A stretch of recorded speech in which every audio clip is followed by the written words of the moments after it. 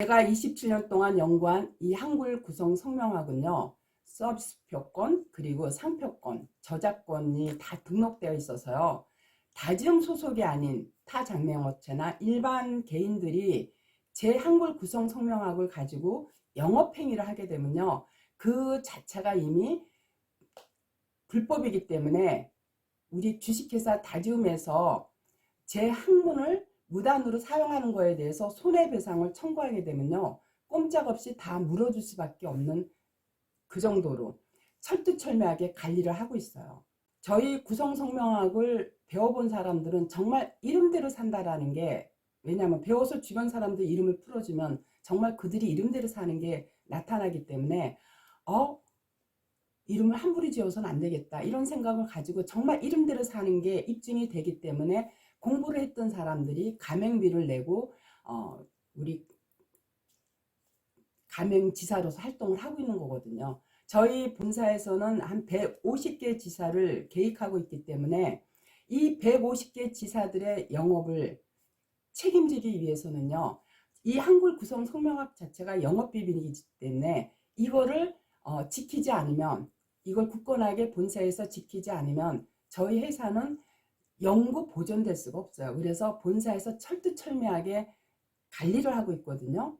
제가 거의 한 10여 년 전에 모 자음파동을 하는 업체로부터 제가 상표권이니 뭐 상표금지 가처분이 이런 걸로 다 4년 동안 소송에 시달리다 보니까는요, 저는 이제 그런 거는 저는 제 사전에 안 하겠다라고 저는 마음을 먹어서 그동안 안 해왔는데, 요 근래에 들어와서 제가 이 강릉에서 집필에만 집중하느라고 일선에서 이제 활동을 전혀 안 한 상태에서 서울 총괄이었던 윤아무개 씨랑 세종 총괄이었던 박아무개 씨가 뭐 다줌이라든가 구성성명학은 이미 상표권, 서비스 표권이 되어 있으니까 그거는 이제 쓰게 되면 걸리는 건 아니까 상표하고 상업만 바꿔가지고 그리고 독립해서 나가서 활동을 하고 있어요. 그래서 저는 우리 150개 지사의 영업을 책임져야 되는 대표로서 우리 다점 소속의 지사들의 밥그릇을 나눠 먹는 것이 되는 거거든요. 그래서 2021년도에 독립해서 나간 서울 총괄이었던 윤아무개 씨를 대상으로다가 제가 작년에 영업비밀에 관련된 손해배상 청구를 했어요. 7,700만 원을 했어요.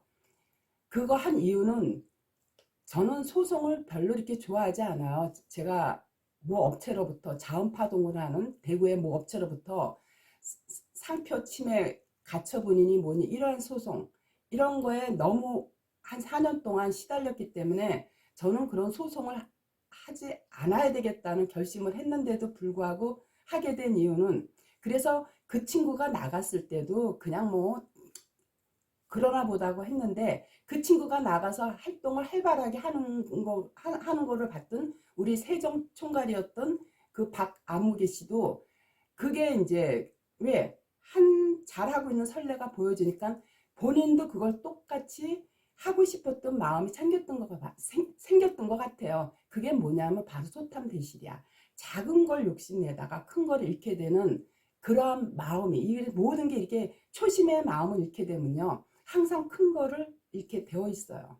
그래서 그들이 나가서 활발하게 활동하게 되면 결국은 다줌에다가 가맹비를 내고 한 이 지사들의 밥그릇을 나눠 먹는 것이 되기 때문에, 그래서 저는 소송을 안 하겠다고 결심했음에도 불구하고 세종 총괄이었던 박아무개 씨 때문에 제가 서울 총괄이었던 윤아무개 씨를 제가 영업비밀에 소송을 한 거거든요.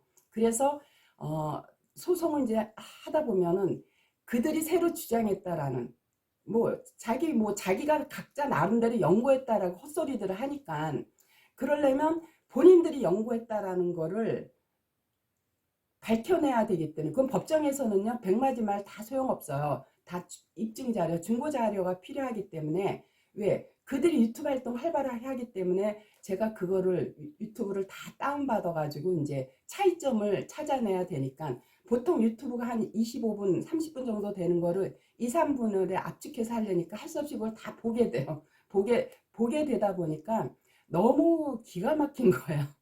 그래서 더욱더 제가 이 부분에 대해서 보면서 느낀 게 뭐냐면, 일반인들은 워낙 이 두 사람들이 말을 잘하니까 이 일반인들은 거기에 금방 미혹돼서 거기서 장명도 하기도 하고 공부도 하게 되는 이러한, 근데 있는 대로 가리키거나 있는 대로 장명을 하면, 그래도 한때 우리 다짐 소속이었으니까 그래 그리고 그냥 눈 감고 넘어가려고 했는데, 그 도가 너무 지나쳐서 눈 감고 넘어갈 수 있는 부분이 아니라, 물론 지금 소송으로는 진행하고 있죠. 이 두 팀을 전부 다 지금 영업비밀, 서울 총괄은 7,700만 원에 대해서 소송을 걸었고, 세종은 4,900만 원 그 금액에 대해서 제가 소송을 걸어놨어요. 그래서 서울 총괄은 이미 진즉부터 진행이 됐기 때문에 아마 곧 결과가 나타날 것이고요.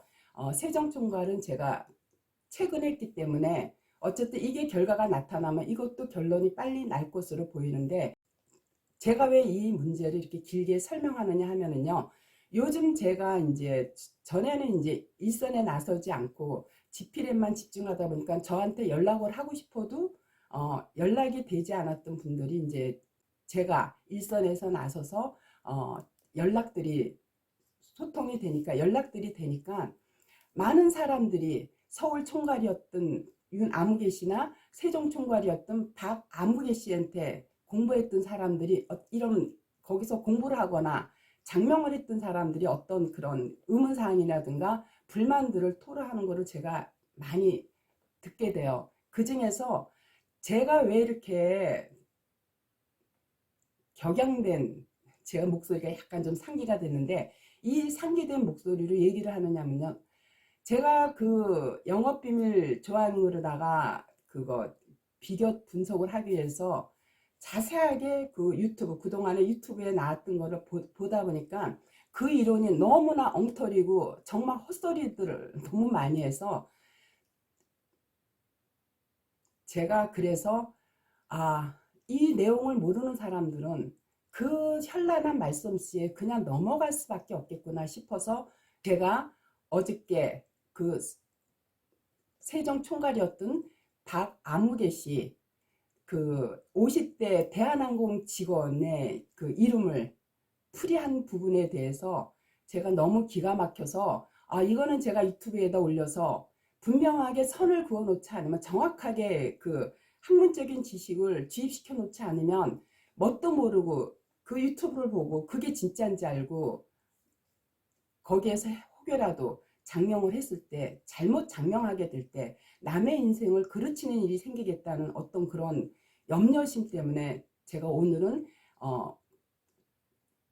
박아무개 선생님이 얘기했던 그 박땡땡이라는 50대 남성, 이 남성이 대한항공에 다니는 사람이라고 하면서 올려놓은 게 있어요. 그래서 박땡땡인데 이제 633-899-793이에요. 이 사람의 그 설명을 해놓고, 설명을 한 게 들어보니까 제가 가리킨 대로만 해도 제가 이렇게 얘기는 안 해요. 근데 어짓잖게 이제 제가 소송을 하는 걸 아니까 자기 나름대로 어떤 학문에 특화된 거를 보이려고 그런 액션을 많이 취하는 게, 제 눈에는 그게 더 괘씸하게 보인 거예요. 자, 본인이 물론 학문은 계속 연구 발전해요. 연구 발전하는 거, 물론 저도 자음파동을 공부하면서 연구 발전돼서 우리는 잠모음은 단순하게 그냥 자음과 모음이 결합된 것뿐만이 아니라 사주를 접목한, 그야말로 굳이 사주를 보지 않아도 이름만 갖고도 그 사람의 거의 80% 이상을 읽어낼 수 있는, 이게 검증이 되려면요, 하나하나 검증하려면 검증의 기간도 최소한도 10년 이상의 세월이 필요해요. 그래서 공부하는데 연구하는 시간과 그게 현장에서 실전에서 드러나는 그 과정을 담으면요, 최소한도 저처럼 20년 이상 했을 때 그 학문의 정확도를 우리가 자신하고 할 수 있는 건데, 이 박아무개라는 이 양반은 저한테 2016년도에 공부했어요. 끼케야 5, 6년인데, 물론 자기가 뭐 이렇다 저렇다 그걸 검증하는 시간이 있는데, 그 검증의 시간도 걸치지 않고 자기 멋대로 해석하는 거를 보고요, 제가 거기다 하도 혹시라도 그걸 보고 현혹될까봐 제가 요즘에는 일부러 댓글을 다 올려놔요. 왜? 거기에 현역돼서 평생 불려지는 이름을 잘못 짓게 되면 안 되거든요. 그래서 제가 댓글도 올려놨지만 이 사람이 대한항공, 그래서 내가 얼마나 답답하면요, 이 사람 그 전화번호를 저한테 알려달라 그래서 내가 한번 그 사람한테 진짜인지 아닌지 확인 좀 해보고 싶다 그랬어요. 저 박땡땡 저 이름은요, 죽었다 깨어나도요, 저거는 직장 생활에서 오래 버틸 수가 없어요. 물론 20, 30대 취업이 될 때 그때 운이 좋거나, 그리고 633이기 때문에 33이라는 건 머리 쓰는 거기 때문에 대한항공 직원이라도 왜 기체 그 설비하는 거 있잖아요. 엔지니어. 그쪽으로 그 운이 좋을 때 잠깐 들어갈 수는 있어도 저 중첩된 33이 직장을 극하게 될 때는요, 저거 오래 버티질 못해요. 결국은 나오게 되고 모든 생각이 돈에 집중돼 있기 때문에 승진이 안 되면 나와서 결국은 사고를 하게 되면 문서가 다 깨지는 그런 현상인데, 저 이름이 지금 뭐 대한항공에서 뭐 어? 월급도 많이 받고 뭐도 많이 받고 좋게 설명을 하길래 자기가 저 이름에 의문이 생겼었대요. 다짐해서 공부할 때.